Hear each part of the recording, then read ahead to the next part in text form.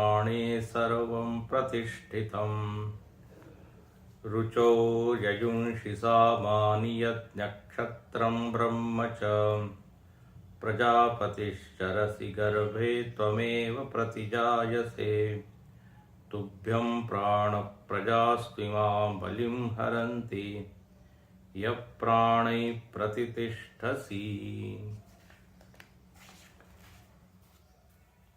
यहाँ पर जो प्रकरण चल रहा है वह प्रकरण है उपासना का, स्तुति का। जब सारी इंद्रियों को ये ज्ञान हुआ कि वरिष्ठ प्राण ही हमारा जीवन है, जिसको हम अभिमानी कहते हैं, भोक्ता कहते हैं, जीव कहते हैं, उसके होने से ही हम लोगों की सत्ता है, हम लोगों का अस्तित्व है।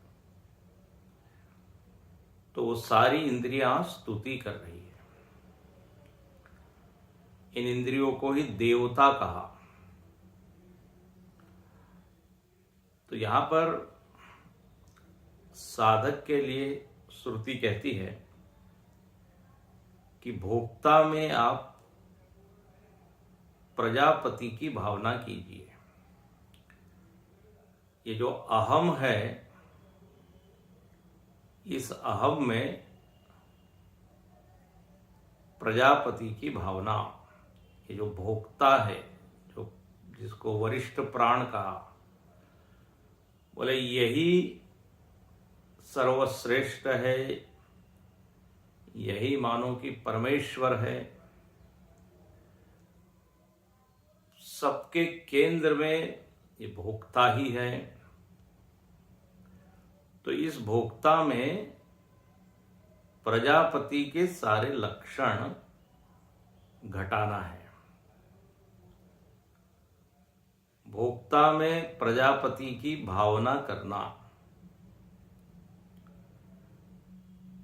प्रजापति में प्राण में प्रजापति की भावना करने का सुझाव श्रुति देती है और ये कहती है कि इस अहम को ही आप प्रजापति समझे, भले ही प्रत्यक्षतः यह घटते हुए नहीं दिखाई दे रहे हों, फिर भी यह भोक्ता ही इंद्र है, भोक्ता ही सूर्य है। यह जो अहम अहम करके हमको अनुभव में आ रहा है, ये अहम ही प्रजापति है। तो प्रजापति के जितने लक्षण हैं वो सब अहम में देखना, यह उपासना कहलाती है। अहम ग्रहोपासना। उपासना भावना प्रधान होती है, ज्ञान युक्ति प्रदान होता है।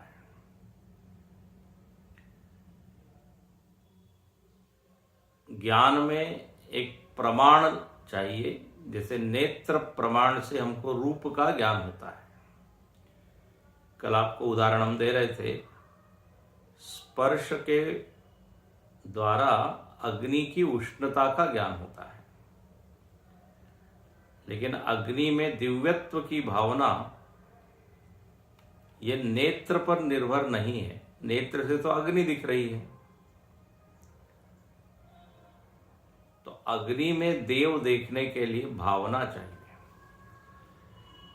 तो उपासना के लिए भी शास्त्र ही प्रमाण है, वहां पे भी प्रमाण की जरूरत है। लेकिन उपासना जो प्रमाण है वो विधि प्रधान है।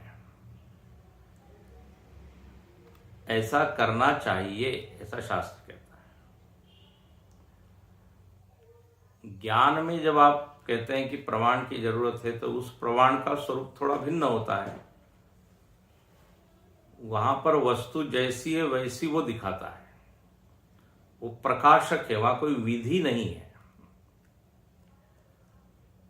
अग्नि को उष्ण समझना ये कोई विधि नहीं है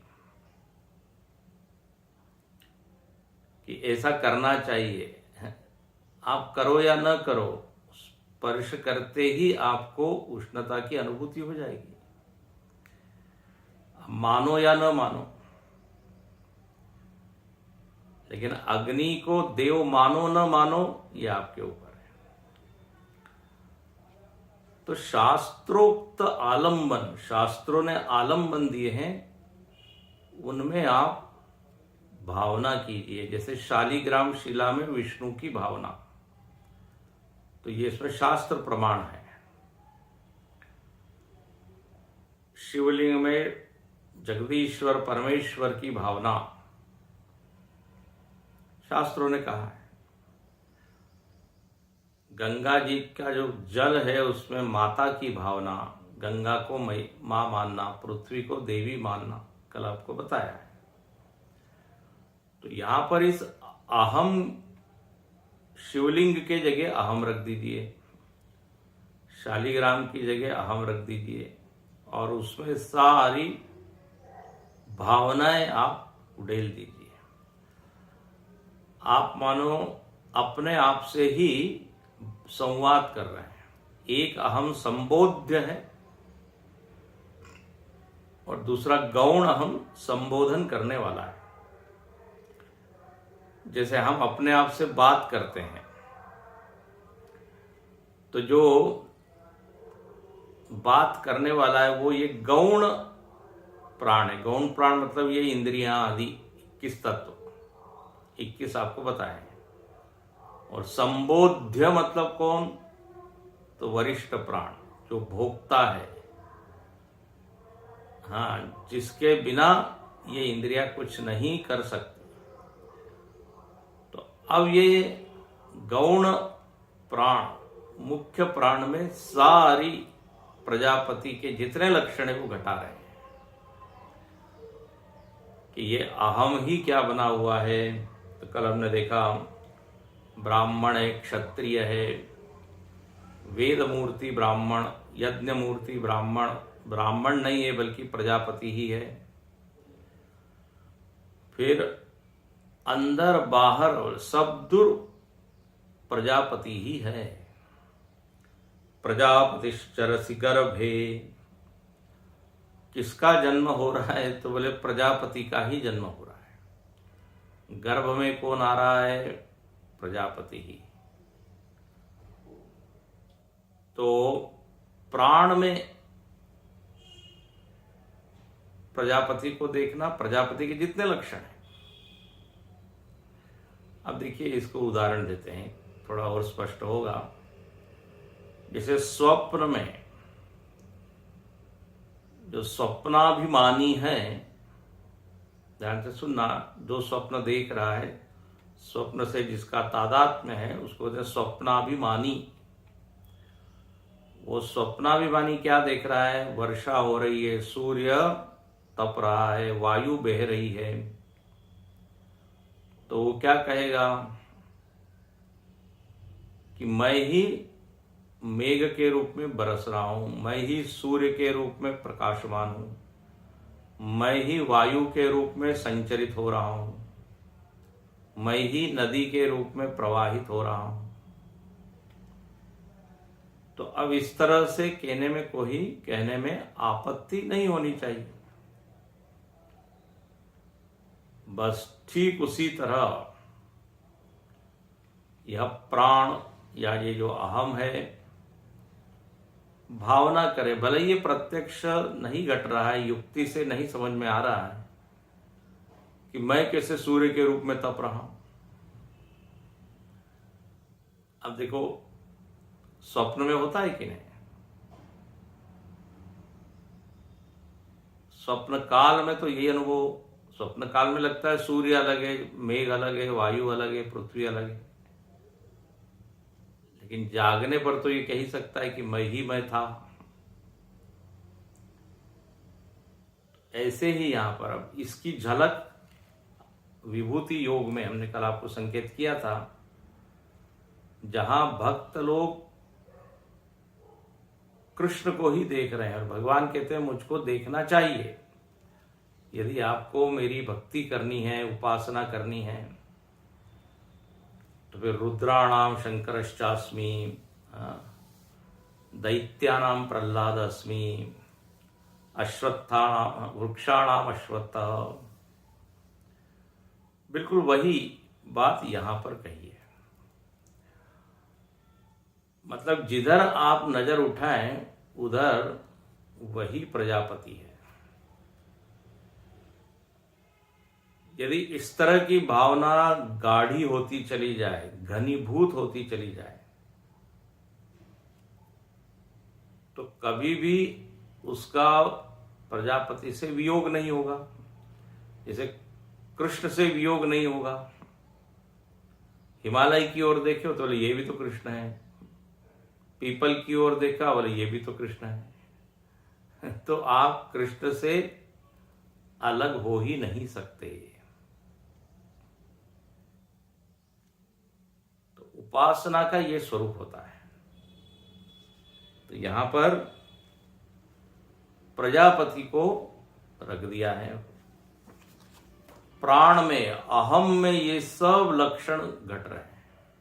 अहम ही प्रजापति है और प्रजापति ही सूर्य, चंद्र, ग्रह, नक्षत्र, वायु, ब्राह्मण, क्षत्रिय, वैश्य, पुत्र, माता, पिता, दूसरा है ही नहीं।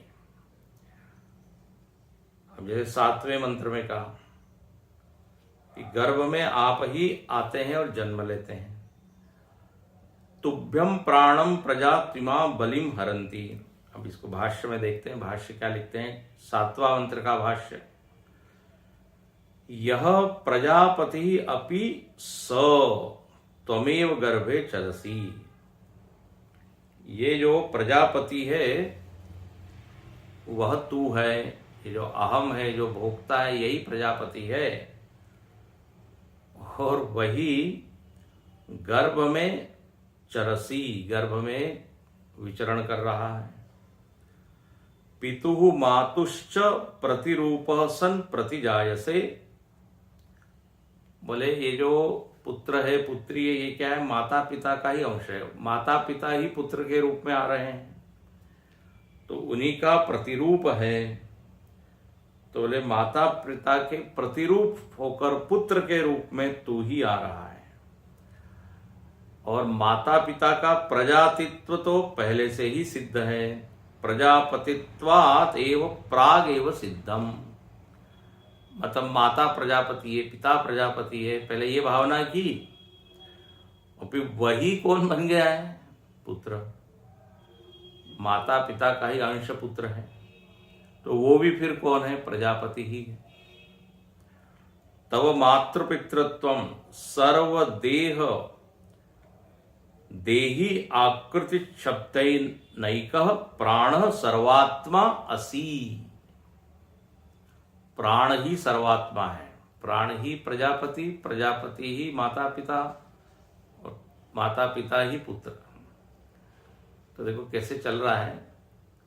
ये प्राण ही प्रजापति, प्राण में प्रजापति की बुद्धि कीजिए। और प्राण मतलब वरिष्ठ प्राण, ये भोक्ता, अहम। इस अहम को प्रजापति मानिए और जितने प्रजापति के लक्षण है वो सब घटाते चले जाइए। समझने में थोड़ा सा कठिन हो सकता है, लेकिन देखिए पहले की उपासना ऐसी ही होती थी। आजकल हम उपासना कैसी करते हैं? मूर्ति की पूजा करते हैं, मूर्ति को स्नान कराते हैं, मूर्ति को फूल चढ़ाते हैं, मूर्ति की आरती करते हैं और भावना ये रखते हैं कि हम भगवान की पूजा कर रहे हैं, भगवान की आरती कर रहे हैं। बस उसी मूर्ति के जगह अहम को रखना है। अब इंद्र को पुष्प चढ़ाना है तो हम अहम को पुष्प चढ़ाएं। ऐसा कि इंद्र कहीं स्वर्ग में थोड़ी बैठा है, वो तो ये अहम के रूप में। कृष्ण कहीं गोकुल में थोड़ी है, वो तो यही इंद्रियों के भीतर अभिमानी बन के बैठा हुआ है। ये भावना का बड़ा प्रभाव होता है। ईशावास्योपनिषद में कहा है, 2 तरह की उपासना बताई ना वहां। संभूति की उपासना, असंभूति की उपासना, विनाशेन मृत्युम तीर्त्वा। बोले यदि आप संभूति की उपासना करें, मतलब इस विराट जगत की संभूति उसको कहा है जो प्रकट है, तो उससे मृत्यु से आप परे हो जाते हैं। और वह मृत्यु का अर्थ है दीनता, दरिद्रता, हीनता। दीनहीन भाव से आप ऊपर उठ जाते हैं, और सही भी है। अहम में यदि इस तरह से दिव्य भाव आप डाल रहे हैं, तो फिर मैं दुखी हूं, मैं परेशान हूं, मैं डिप्रेस्ड हूं, ये जो दारिद्र्य है समाप्त हो जाता है। भाष्यकार ने वहां लिखा है अनैश्वर्य इत्यादि हीन भाव, तो बहुत भावना का प्रभाव पड़ता है। भावना ही उपासना है। तो फिर कहते हैं प्रजास्तिवाम बलिम हरंती यह प्राणे प्रतिष्ठति। इसके ऊपर लिखते हैं तुभ्यम तदर्थम, या तुभ्यम शब्द श्रुति का है। तुभ्यम मतलब तदर्थम, या इमा मनुष्याद्या प्रजा। यहां पर लिखते हैं तुभ्यम प्राण प्रजा। तो प्रजा मतलब मनुष्यादय। जितनी सारी प्रजाएं हैं वो आपके लिए ही भेंट ला रही हैं। अब प्रजा का एक तो अर्थ होता है मनुष्यादि। मनुष्यादि जिसकी भी पूजा कर रही है, उपासना कर रही है, वो आपकी ही कर रही है। और यहां प्रजा का अर्थ करते हैं मनुष्यादा। फिर कहते हैं प्राणै ही प्रतिष्ठति। हे प्राण, चक्षुरादि द्वारे ही बलिम हरंती। प्राणै ही का अर्थ क्या है? चक्षुरादि द्वारे ही, चक्षुरादि जितने भी, इसको यहां प्राण कह दिया है, क्योंकि मूल में प्राण के कारण ये लोग जीवित रह सकते हैं, तो इन्हीं को प्राण ही कह दिया। ये 21 तत्व जो है, 10 इंद्रियां, मन, पंच प्राण, बोले ये सब के सब आपके ही क्या कर रहे हैं? पूजा कर रहे हैं, आपके लिए भेंट ला रहे हैं। और सही बात है, कल आपको बताया, नेत्र, कर्ण, रसना, स्पर्श, सब एक एक गिफ्ट लेके भोक्ता को दे रही है, सेवा कर रही है। और प्राणै ही प्रतिष्ठति। और यह जो सारे प्राण हैं, ये सारे के सारे प्राण मतलब सारी इंद्रियां, मन इत्यादि, ये सब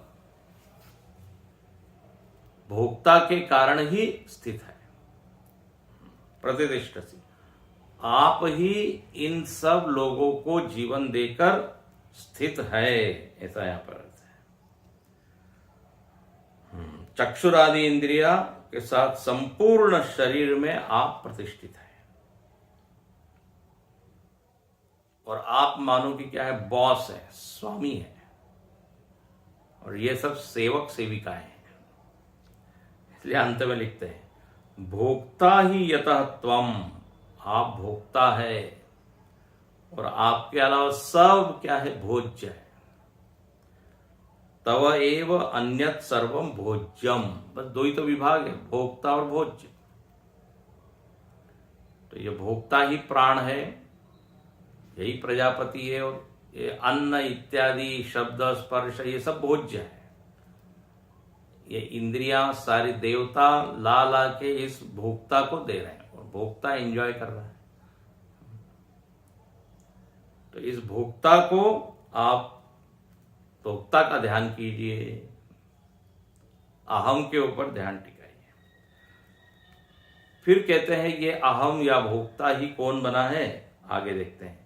वन्नी, अग्नि, पितर, ऋषि। देखिए, देवानामसि वन्नितमा, पितॄणाम प्रथमा स्वधा, ऋषीणाम चरितम सत्यम, अथर्वांगिरसामसि देवानामसि वह्नितमः पितॄणां प्रथमा स्वधा ऋषीणां चरितं सत्यम अथर्वांगिरसामसि।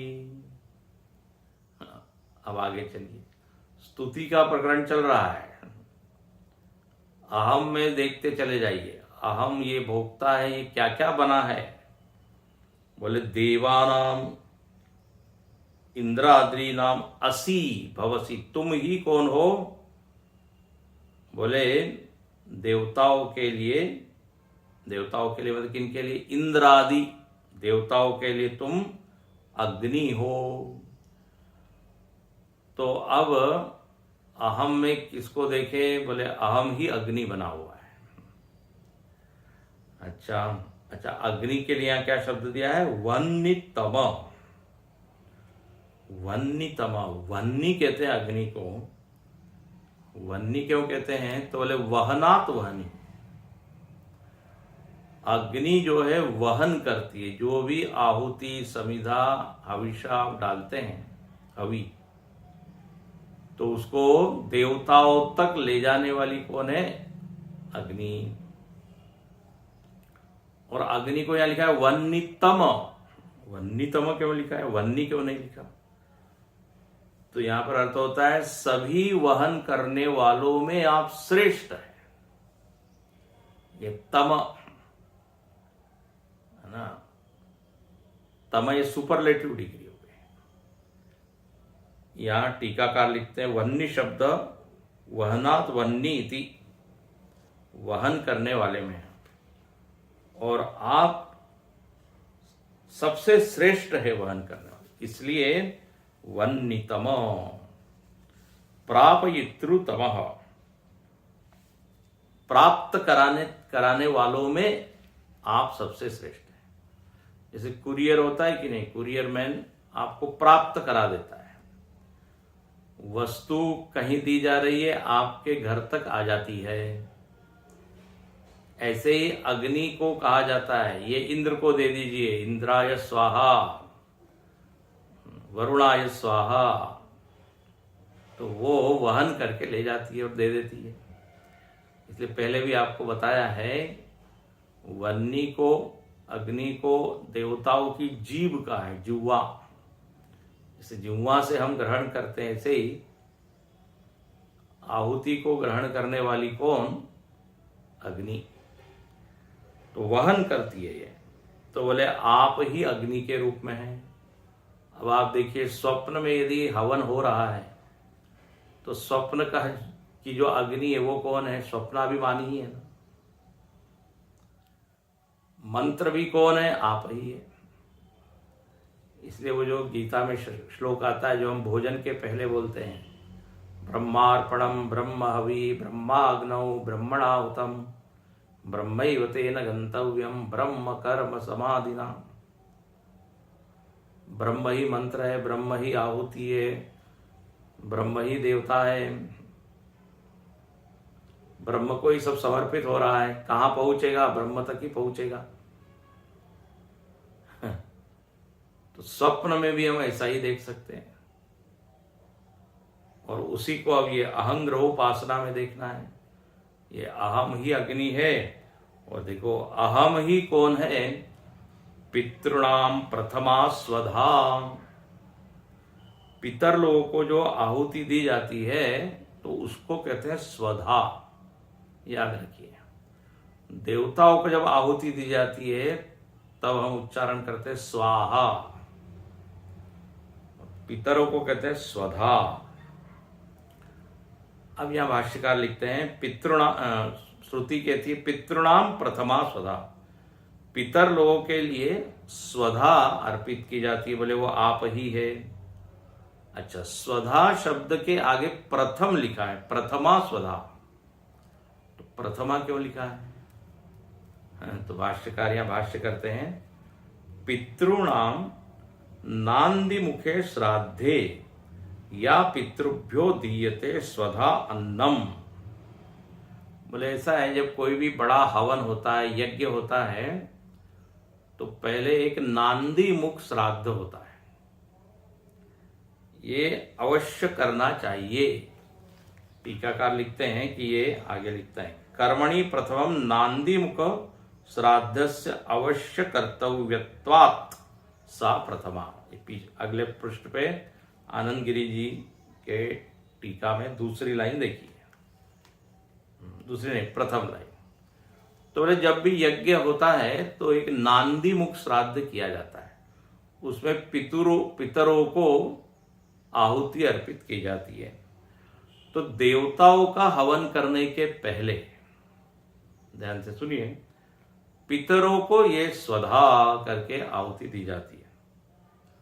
तो चूंकि पहले ये नांदी मुख श्राद्ध होता है तो पहले पितरों को दिया जाता है, इसलिए स्वधा शब्द के आगे प्रथमा ये विशेषण हो गया। देखो भाष्यकार एक भी शब्द बिना उसकी व्याख्या किए आगे नहीं बढ़ते हैं, बड़े जिम्मेदारी से वो एक एक शब्द लिखते हैं। तो देखो अब यहां लिखा, नांदी मुख श्राद्धे या पितृभ्यो दीयते स्वधा अन्नम। अन्नम आहुति अन्न की दी जाती है, अन्न अर्पित किया जाता है, उसी को स्वधा कहते हैं। तो बोले वो मुख्य हवन के पहले होता है, इसलिए उसको प्रथमा स्वधा ऐसा कहा। देव प्रधान कर्म जो होते हैं उसकी अपेक्षा से पहले। अब ये सब देखते रहना चाहिए, हम लोगों के भी घरों में होते हैं ना हवन इत्यादि, पंडित लोगों से वो सब करते हैं ये सब विधि, शायद हम लोग ध्यान देते नहीं। तो नांदी मुख श्राद्ध होता है तो प्रथमा स्वधा, तो बोले वो स्वधा भी आप ही है। जैसे विभूति योग में क्या कहते हैं, पितृणाम अर्यमा, पितरों में अर्यमा में हूं, देवताओं में इंद्र में हूं, है ना, यही सर्वात्म भाव, सब जगह वही वही वही है। तो प्राण में आप स्वधा बुद्धि कीजिए, प्राण में स्वाहा बुद्धि, प्राण में इंद्र बुद्धि, प्राण में पितर बुद्धि। अब यहां कहते हैं तू ही कौन है, तो बोले तू ही अंगिरस है, अथर्वा है। ओहो, तो इसके ऊपर भाष्य करते हैं आगे, तुम ही ऋषियों का चरित हो, सत्य चरित हो। ऋषि जो सत्य का आचरण कर रहे हैं, बोले वो भी तुम ही हो। अब देखिए, ऋषिणाम चरितम सत्यम। हाँ, अब इसका क्या अर्थ होगा, तो कहते हैं भाष्यकार यहां एकदम नवीन अर्थ करते हैं। हम क्या समझेंगे, ऋषि लोग जो सदाचार कर रहे हैं, सत्याचरण कर रहे हैं, वो प्रजापति ही है। ठीक है, ये तो हो गया सामान्य अर्थ, लेकिन यह बिल्कुल अलग अर्थ किया है, एकदम अलग। ऋषि शब्द का अर्थ यहां कोई व्यक्ति है ही नहीं। ध्यान से सुनिएगा इसको जरा, भाष्य के बिना देखिए ये समझ में आते ही नहीं मंत्र। ऋषिणाम चरितम सत्यम, इसके ऊपर भाष्य लिखते हैं, बोले ऋषि का अर्थ क्या है, किंच ऋषिणाम चक्षुरादीनाम प्राणानाम। अब बताइए ऋषि का अर्थ क्या, चक्षु आदि। चक्षु आदि, ऋषि को चक्षु कैसे क्या बोल दिया भाई। तो बोले ऐसा है, अब यहां पे आनंद गिरी जी महाराज थोड़ी हेल्प करते हैं। पहली पंक्ति में अंत में देखिए आनंद गिरी जी में, ऋष गतौ इति धातौ ज्ञानार्थत्वात् ऋषि शब्दस्य ज्ञानजनक चक्षुरादि अर्थत्वम इत्यर्थ। अब बताइए, कहते हैं ये जो ऋषि है ना, ये ऋष धातु से बना है और ऋष गतौ इस धातु से बना है, और ये ज्ञानार्थक अर्थ में इस धातु का प्रयोग होता है। तो मतलब ऋषि का ज्ञानार्थक अर्थ में ऋष धातु का अर्थ होता है। अच्छा, और चक्षु आदि से हमको क्या होता है, ज्ञान होता है। सारी इंद्रियों से क्या हो रहा है, ज्ञान हो रहा है। तो ऋषि का अर्थ कर दिया चक्षु आदि। देखो एक अर्थ आपने सुना होगा, ऋषयः मंत्र द्रष्टार, मंत्र को देखने वाला जो है वो कौन है? ऋषि है। तो देखिए वहां भी देखने वाला आया कि नहीं? मंत्रों को जो देखते हैं, मंत्रों का ज्ञान जिसको होता है वो ऋषि है। और इधर अपने संघात में आप देखिए तो चक्षुरादि यही काम कर रहे हैं, ज्ञान प्राप्त कर रहे हैं, शब्द स्पर्श रूप रस गंध का। तो ऋषियों का अर्थ हो गया चक्षु, ये सारी इंद्रियां, इसको आप याद रखिए। और बोले इनका जो चरित है, चरित चेष्टा व्यवहार वो कैसा है? तो बोले सत्य है। तो अब ऋषि को यदि एक व्यक्ति माने तब तो क्या अर्थ होगा? ऋषियों का सदाचार, धार्मिक आचरण है ना, उसको बोलेंगे चरितम। इनका चरित्र सत्य है, सदाचारी है। लेकिन अब ऋषि का अर्थ यदि आपने इंद्रियां कर दिया तो फिर सत्य का अर्थ क्या होगा? तो इंद्रियां सत्य का आचरण कर रही, मतलब क्या? तो यहां पर कहते हैं चरितम। अब अंतिम भाष्य की लाइन देखिए, चरितम चेष्टितम सत्यम अवितथम। बहुत ही सुंदर। भाई चक्षुरादि का आचरण सत्य है, मतलब सत्य का अर्थ होता है जो बदले नहीं। हाँ, सत्य का अर्थ क्या होता है? जो बदले नहीं। उसके लिए यहां भाष्यकार शब्द देते हैं, सत्यम के आगे लिखते हैं अवितथम। भाष्य का बिल्कुल अंतिम पंक्ति देखिए, अवितथम। वितथ मतलब क्या होता है? बदल जाना, जैसा है वैसा न रह के बदल जाना, उसको कहते हैं वितथ। तथा से बनता है वितथ। तथा मतलब जो चीज जैसी है वैसी। वितथ मतलब विरुद्ध हो जाना, मतलब बदल जाना।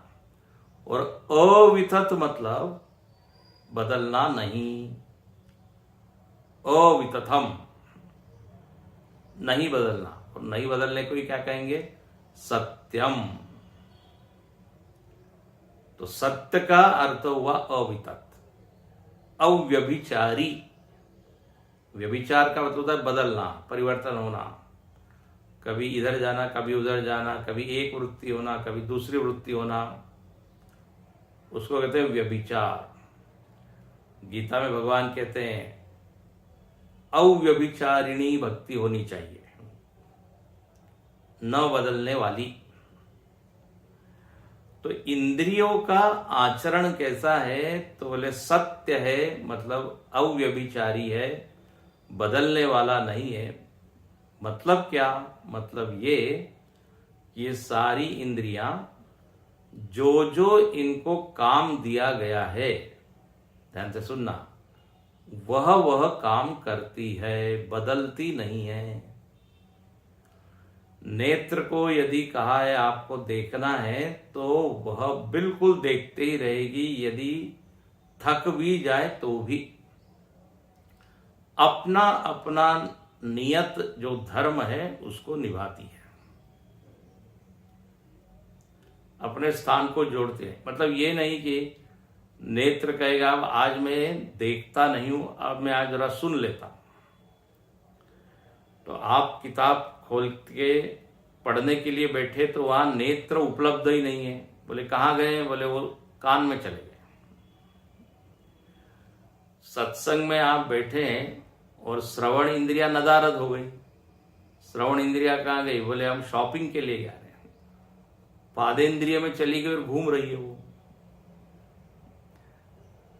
रसनेन्द्रिय, अब आप देखिए मजेदार जीवन हो जाएगा यदि ये इंद्रियां अपना अपना आचरण न करें तो।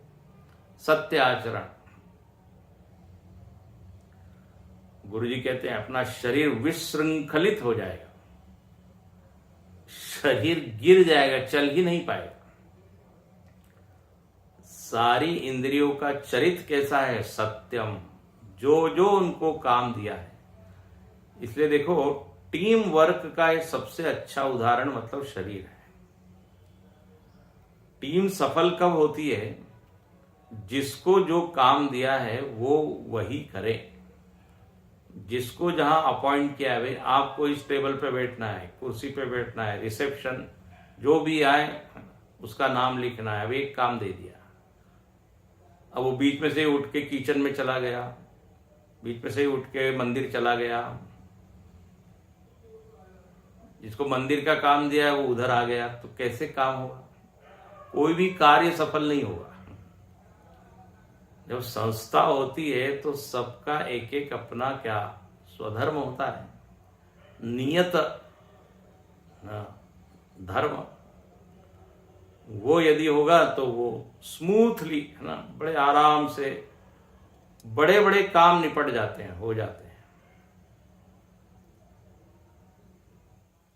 इसलिए ये इंद्रियों से सीखना चाहिए। तो ऋषिणाम चरितम सत्यम, चक्षुरादि नाम, जो चेष्टा है चक्षुरादि की वो कैसी है? अवितत है। आप कल्पना कीजिए ना, आप खाने के लिए बैठे और रसनेन्द्रिय गायब हो गई, अनियत, कभी मुख में है, कभी कान में, कभी आंख में है, कैसा हो जाएगा जी? इसलिए यहां भाष्यकार लिखते हैं अंतिम वाक्य में, चरितम चेष्टितम सत्यम अविततम। ऐसा होने से क्या होता है? देह धारणादि उपकार लक्षणम। देहादि का क्या होता है? धारण होता है, नहीं तो देह गिर जाएगा, कोलैप्स हो जाएगा, अव्यवस्थित हो जाएगा। हम कितने कंफ्यूज हो जाएंगे बताइए। जब आंख से देखिए, कान से देखिए कि क्या करें। तो बोले ये सब आचरण, अब देखिए, अब फिर से आप प्राण पे आइए। इंद्रियां अपना अपना काम कर रही है, चरित्र उनका नियत है, बोले उसमें आप ही हेतु है।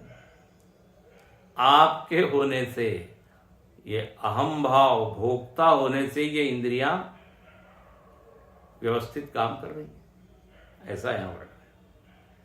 हो अच्छा, फिर एक शब्द हमने छोड़ दिया, उसकी व्याख्या करें। यहां पर कहते हैं ये प्राण ही कौन है? अंगिरसामसी, सत्यमथर्वांगिरसामसी। 8वें मंत्र की पहली लाइन, उसका अंतिम शब्द। हमने ऋषिणाम चरितम की व्याख्या की। अब कहते हैं यह प्राण ही कैसा है? अंगिरस है। प्राण अंगिरस है। भाष्य में देखिए 28 पृष्ठ पर, किंच ऋषिणाम, पहली पंक्ति का जो आगे का भाग, किंच ऋषिणाम, ऋषिणाम मतलब चक्षुरादीनाम, प्राणानाम अंगिरसम। अब अंगिरसम की व्याख्या करते हैं। अंगिरसाम अंगिरस भूतानाम अथर्वाणाम तेषाम एव प्राण अथर्वा वा इति श्रुते है। अब देखिए यहां पे क्या कहते हैं, बोले हे प्राण, हे भोक्ता, आप ही कौन है? अंगिरस है। अंगिरस का अर्थ क्या होता है भाई? अब अंगिरस भी ऋषि का नाम है। आपने मुंडकोपनिषद पढ़ा है तो उसमें आता है ना, शौनको हवई महाशाद। शौनक ऋषि अंगिरस के पास गए, हाँ, तो बोले अंगिरस प्राण है। अच्छा, अंगिरस के पिता कौन है? अथर्वा। वहां पे गुरु परंपरा बताइए, ब्रह्मा देवानाम प्रथम संबभूव, हाँ, उसमें आता है अथर्वा के अंगिरस से, फिर अंगिरस के शौनक ऋषि शिष्य हुए। तो बोले हे प्राण, आप ही अंगिरस हो। तो यहां पर अब अंगिरस का अर्थ ऋषि बिल्कुल नहीं है, बहुत ही अद्भुत अर्थ है। अंगिरस का अर्थ होता है, अंगी का अर्थ है शरीर, जो अंग वाला है ना, ध्यान से सुनिए, जो अंग वाला होता है उसको क्या कहते हैं? अंगी। ओहो, बोले आप कहां से कहां निकाल रहे हो अर्थ। अरे ये तो भाष्यकार ने ही कहा है। एक तो सीधा अर्थ क्या हो गया? अंगिरस, हे प्राण आप ही अंगिरस हो। लेकिन इसका गूढ़ अर्थ क्या है? अंगी का अर्थ होता है देह, देह के आप रस हो। हे प्राण आप देह के रस हो। अब अंगी का अर्थ देह ये होना चाहिए। ये जब तक नहीं समझ में आएगा इस शब्द की व्याख्या नहीं होगी। अब देखो कितना अच्छा अर्थ है। देह का रस प्राण है, मतलब क्या है? यदि प्राण न हो तो ये देह सूख जाता है, देह का शोषण हो जाता है। देह कहते हैं ना, देह क्या, हाड़ जले जो लाकड़ी, केश जले जो घास, कबीरदास जी कहते हैं। जीव महाराज निकल जाए तो ये लकड़ी की तरह हड्डियां हो जाती है, घास की तरह भाग। वही यहां लिखा है, अंगी का रस है। रसभूता नाम, हे प्राण आपके कारण ही रस है, नहीं तो ये शरीर नीरस हो जाए, फीका सूखा। ओ, और हे प्राण आप ही कौन है? अथर्वा है। अथर्वा है। बोले ये आप कैसे कह रहे हैं? बोले अन्य श्रुति में ये आया है, प्राणो अथर्वा इति श्रुते है। प्राण ही अथर्वा है, ऐसा श्रुति ने बताया है। अब अथर्वा, अब ऋषि को यदि आप देखें तो अथर्वा ऋषि अंगिरस के पिता है, तो जो प्राण है वही अथर्वा भी है। ये सीधा अर्थ है, क्योंकि पिता ही क्या बनता है? पुत्र। अथर्वा ही अंगिरस बना है, तो अंगिरस प्राण है, अंगों का रस प्राण है। तो ये जो प्राण है उस प्राण का जनकत्व किसमें है? अथर्वा में है। तो अथर्वा भी प्राण ही है और अंगिरस भी प्राण ही है। प्रकरण यहां क्या चल रहा है? जो भी कुछ है वो प्राण ही है। तो प्राणो अथर्वा इति श्रुते, भाष्यकार ने ढूंढ के ये श्रुति वो लेके आए। तो अंगों का रस आप है, ऋषियों का चरित्र नियत है आपके कारण। ऋषिणाम चरितम सत्यम। फिर आगे कहते हैं, इंद्रस्त्वं प्राण तेजसा रुद्रोसि परिरक्षिता, त्वमंतरिक्षे चरसि सूर्यस्त्वं ज्योतिषां पतिः। इंद्रस्त्वं प्राण तेजसा रुद्रोसि परिरक्षिता, त्वमंतरिक्षे चरसि सूर्यस्त्वं ज्योतिषां पतिः। सब दूर आ रहा है, त्वम त्वम त्वम, आप ही त्वमसि त्वमसि। बोले इंद्र भी आप ही हो। अब पहले मघवान शब्द आया है, मघवान जो वर्षा करता है वो इंद्र, ये आया था ना पहले। बोले आप ही इंद्र बनकर वर्षा करते हो, ऐसा आया था पीछे। यहां पे फिर इंद्र आया है, बोले आप ही इंद्र हो। अब यहां पे इंद्र का अर्थ क्या होगा? वही अर्थ हम करें वर्षा करने वाला तो पुनरुक्ति दोष हो जाएगा।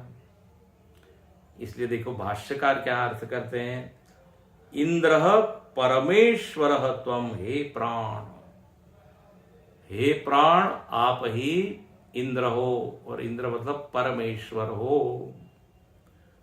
बोले ये अर्थ आपने कैसे लिया? इंद्र तो हम यही जानते हैं एक देवता है जिसको एक डिपार्टमेंट दिया है पानी बरसाने का। तो देखिए उपनिषद में इंद्र शब्द का बड़ा सुंदर अर्थ है। परमेश्वर के अर्थ में भी इंद्र आता है। ये इंद्र जो है ना शॉर्ट फॉर्म है। इदम द्रक्ष्यति इति इदंद्रम, और उसी का बन गया इंद्र। फिर से बताते हैं, इदम द्रक्षति, जो इदम को देखता है उसको कहते हैं इंद्र। तो इदम का ले लिया ई और द्रक्षति का ले लिया द्र, तो क्या बन गया? इंद्र। इदम को जो देखता है, तो इदम को देखने वाला कौन है? अहम। ये चैतन्य यही देखता है ना इदम को, तो उसी को कहते हैं दृष्टा। दृश्य की भाषा में क्या बोलेंगे? दृष्टा। तो इंद्र का अर्थ क्या हुआ? दृष्टा। वही, और परमेश्वर को हम क्या बोलते हैं? साक्षी है, दृष्टा है। तो देखो कैसा अर्थ निकला, इंद्र परमेश्वर हो गया। वही परमेश्वर भीतर दृष्टा बन के बैठा है। ये जो भोक्ता है, ये प्राण है, यही इंद्र है, यही दृष्टा है। तो हे प्राण, आपका नाम हो गया इंद्र, और इंद्र का अर्थ याद रखिए, इदम द्रक्षति। अच्छा, फिर आप ही कौन है? रुद्रोसी, आप ही रुद्र है। तेजसा रुद्रोसी, तेजसा वीर्येण। जब महाप्रलय होता है तो महाप्रलय करने के लिए क्या शक्ति लगती है, तो उस शक्ति सामर्थ्य से आप क्या करते हैं? संहार करते हैं। तो तब आपका नाम बन जाता है रुद्र। रुद्र शब्द की भी व्याख्या आपने सुनी होगी। रुद्र मतलब रोदयति सर्वान, सबको रुलाता है। महाप्रलय में सारे जीव रोते हैं, अरे अब मर रहे हैं, सब विलीन हो रहे हैं। जो सबको रुला है वो है रुद्र। शिव जी का एक नाम है, रुद्री बोलते हैं ना, रुद्री शिव जी की जो स्तुति है। तो संहार के जो देवता है शंकर जी, बोले वो भी आप ही है। और परिरक्षिता, रक्षण करने वाले भी हे प्राण आप ही हो। बोले परिरक्षण कब करते हैं? स्थितौ च परि समन्ताद रक्षिता पालयिता। बोले जब सृष्टि चलती है, जब सृष्टि स्थित होती है, स्थितौ, तो आप इस सृष्टि का पालन करते हैं। परिरक्षिता, परिरक्षिता का अर्थ क्या? पालयिता। परिरक्षिता त्वमेव जगत सौम्येन रूपेण। भाष्यकार बड़ा अच्छा लिखते हैं, जब स्थिति होती है तो आपका रूप सौम्य होता है। टिप्पणीकार टीकाकार आनंद गिरि जी लिखते हैं विष्णुवादी रूपेण इत्यर्थ। विष्णु रूप में आप ही क्या करते हैं? पालन करते हैं। तो हे प्राण आप ही विष्णु है। जब इस मेंटेनेंस की जरूरत होती है तो आप सौम्य रूप लेके सृष्टि को चलाते हैं, और जब इसका संहार करना रहता है तो रुद्र बन जाते हैं आप। तो ब्रह्मा विष्णु महेश सब आप ही हो, ये अर्थ है। और आगे लिखते हैं त्वमंतरिक्षे चरसी सूर्यस्तम ज्योतिषाम पति। बोले त्वम अंतरिक्षे, आप ही अंतरिक्ष में, अजस्रम, है ना, आप ही जो है निरंतर, अजस्र मतलब सतत, बिना छुट्टी किए, संडे को भी आप उदित होते हैं। कौन है आप? कौन है? बोले आप सूर्य।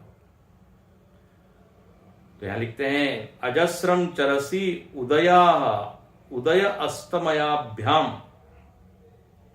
उदय और अस्त होने वाले जो सूर्य हैं वो आप ही है। सूर्यस्त्वमेव च सर्वेषां ज्योतिषां पति ही। सारे ज्योतियों की पति आप ही है। सारे ज्योति, ज्योतियां, प्रकाश, जिन जिन में भी प्रकाश है, प्रकाशन सामर्थ्य है, वो कौन है? आपके कारण। तो आप ही सूर्य है। इसी यहां पे बड़ी सुंदर स्थिति है। प्राण में या अहम में ये सारी भावना कीजिए, इसका बड़ा उत्तम फल मिलता है। जैसे हमने कहा, जो अपना प्रति जो इंफीरियर भाव है, हीनता का भाव है, एक हिंदी में एक अंग्रेजी में वाक्य भी है, as you think so you become. आप ऊंचा सोचोगे तो ऊंचे बनोगे। मैं छोटा हूं, दुखी हूं, परेशान हूं, दीन हूं, तो बस। लेकिन यहां पर कहते हैं आप अपने में इंद्र की भावना, सूर्य की भावना, प्रजापति की भावना करें। आगे भी स्तुति चलती है, वो देखेंगे कल।